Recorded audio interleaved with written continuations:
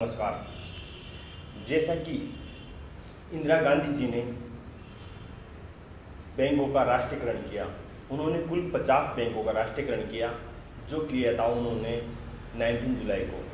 आज देश 19 जुलाई को देश का और देश में बैंकों का राष्ट्रीयकरण हुए पूरे 50 साल हो चुका है।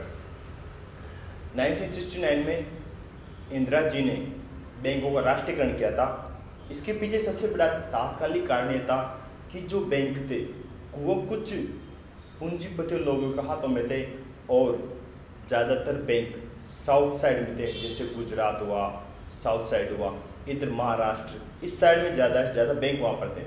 तो उसके पीछे हम जब लॉजिक जानते हैं तो लॉजिक निकल के आया कि बैंक कोई सरकारी संस्था थी नहीं, सरकार का नाम मात्र कानूनों पर दबाव था। अब इससे आम जनता को बहुत समस्या हो रही थी। समस्या नंबर 1, जनता का पैसा डूब रहा था। तो जनता का पैसा डूब रहा था, उसे निकालने के लिए सरकार पर भारी दबाव रहता था। इस वजह से जो भी प्राइवेट बैंक आता, हर साल कम से कम 10 से या 15 बैंक डूब जाते थे और जनता के पैसों को गबन कर जाते थे। इससे जनता परेशान और सरकार परेशान।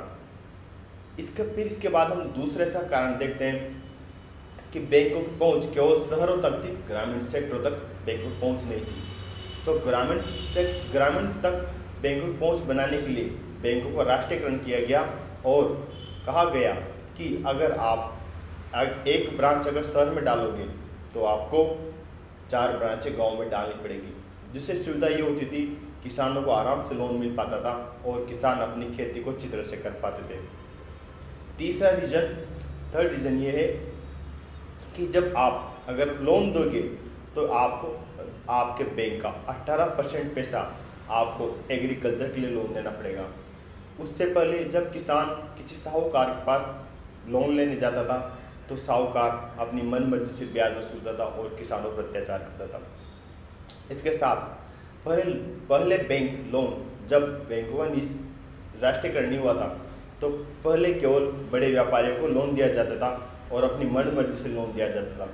बैंकों का राष्ट्रीयकरण करके इस पर ब्याज पर नियंत्रित किया गया कि इतना सा ब्याज लिया जाएगा और इस अवधि में इसे जमा करवाया जाएगा। पहले बैंक अपनी मनमर्जी से ब्याज वसूलते थे और अपने हिसाब से काम। सबसे पहला बैंक मर्ज हुआ था SBI, state bank of India, इसको बनाया। इसके बाद धीरे धीरे बैंक सेक्टर में सुधार किया और बैंक सुविधा ग्रामीण तक पहुँचने लगी। जैसे जैसे बैंक ग्रामीण क्षेत्र तक पहुँचा तो हमारे देश में अच्छी इनकम होने लगी और इससे हमारे देश में बैंकों को अच्छा ब्याज मिलने लगा और खेती बाड़ी मजबूत होने लगी। इससे हमारे देश का किसान मजबूत हुआ, हमारे देश के छोटे व्यापारी मजबूत हुए। हमें अच्छी शिक्षा के लिए गरीब किसानों को, गरीब परिवारों को बच्चे शिक्षा के लिए बाहर गए, अच्छी शिक्षा मिली। इस तरह से इंदिरा जी ने कड़े कदम उठाए थे और बैंकों के एक साथ लाके देश को मजबूत किया था, देश को खड़ा किया था। दोस्तों, इसके पीछे कहानी तो बहुत बड़ी है, किस तरह से क्या है, और हम इस छोटे से वीडियो में हम आप तक इतना सारे संदेश पहुंचा सकते हैं। इसी के साथ धन्यवाद। जय हिंद, जय भारत।